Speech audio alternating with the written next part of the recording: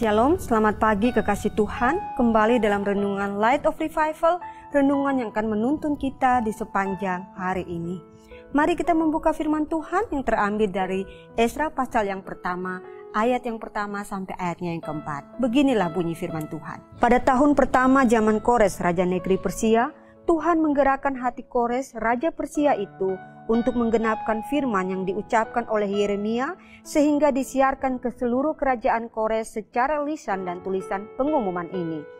Beginilah perintah Kores, raja Persia: segala kerajaan di bumi telah dikaruniakan kepadaku oleh Tuhan Allah semesta langit. Ia menugaskan aku untuk mendirikan rumah baginya di Yerusalem yang terletak di Yehuda. Siapa di antara kamu termasuk umatnya, Allah menyertainya. Biarlah ia berangkat pulang ke Yerusalem yang terletak di Yehuda dan mendirikan rumah Tuhan Allah Israel, yakni Allah yang diam di Yerusalem. Dan setiap orang yang tertinggal dimanapun ia ada sebagai pendatang harus disokong oleh penduduk setempat dengan perak, emas, harta benda, dan ternak, di samping persembahan sukarela bagi rumah Allah yang ada di Yerusalem. Digerakkan oleh Tuhan. Kekasih Tuhan, menurut catatan sejarah, Kores memerintah di kerajaan Persia dari tahun 559 sampai 530 sebelum Masehi. Dan di bawah kepemimpinannya, ia berhasil membesarkan Persia menjadi salah satu kerajaan besar dalam catatan sejarah dunia. Dalam pasal pertama kitab Esra yang kita baca ini, dinyatakan bagaimana seorang raja asing di tahun pertama ia menaklukkan Babelonia membuat satu pengumuman penting di mana umat Tuhan yang sementara berada di Babelonia diizinkan untuk pulang ke kampung halaman mereka untuk membangun Israel. Bagi Israel, maklumat ini menunjukkan bahwa Yahweh tidak melupakan mereka sama sekali walaupun puluhan tahun sudah berlalu. Tepatnya 70 tahun berlalu. Bagi Raja Kores, maklumat ini menunjukkan yang pertama, pengakuannya akan kedaulatan Allah Israel atas kerajaannya. Segala kerajaan di bumi telah dikaruniakan kepadaku oleh Tuhan semesta langit. Pengakuan ini menjadi luar biasa oleh karena dilakukan atau dibuat oleh seorang pemimpin asing yang bukan penyembah Yahweh. Yang kedua, Raja Kores menyatakan tanggung jawabnya dalam membangun kembali bait Allah.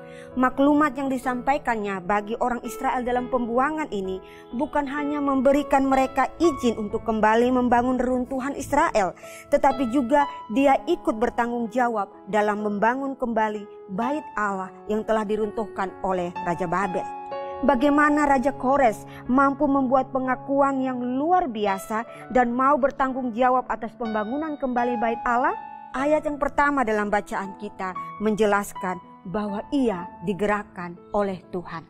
Kekasih Tuhan, pelajaran rohani bagi kita yang pertama, bahwa Allah dapat memakai siapa saja bagi pemenuhan rencananya. Seorang pemimpin bangsa asing, rakyat jelata, orang biasa seperti kita, ataupun orang-orang dengan karunia-karunia luar biasa, siapa saja dapat dipakai oleh Tuhan untuk pemenuhan rencananya. Dan yang kedua, pelajaran rohani bagi kita, bahwa bagi mereka yang digerakkan oleh Tuhan, mereka akan mampu melakukan banyak hal luar biasa, bukan karena kehebatan mereka, tetapi karena ada tangan kuat Allah yang menyertainya. Dalam menjalani kehidupan kita di dunia ini, Bapak, Ibu, Saudara kekasih Tuhan, jika kita digerakkan oleh Tuhan, jangan pernah takut, jangan pernah ragu. Karena jika Dia yang menggerakkan, Dia akan menyertai kita untuk memenuhi tanggung jawab yang dibebankan kepada kita. Mari kita berdoa. Bapa yang kami sembah, di dalam nama Tuhan kami Yesus Kristus, kami belajar hari ini Tuhan akan kedaulatan-Mu yang bisa memakai siapa saja menjadi alat di tangan-Mu ya Tuhan. Oleh karena itu ya Bapa, kerinduan kami, Allah kiranya berkenan memakai kami juga di sepanjang hari ini dan sepanjang kehidupan kami untuk melakukan hal-hal yang baik, yang luar biasa untuk pekerjaan Tuhan. Memberkati kami di sepanjang hari ini, mengampuni semua dosa dan kesalahan kami juga ya Tuhan, sehingga semua yang kami lakukan di sepanjang hari ini boleh menyenangkan hati Tuhan. Di dalam nama-Mu Tuhan Yesus, kami berdoa kepada Bapa di surga.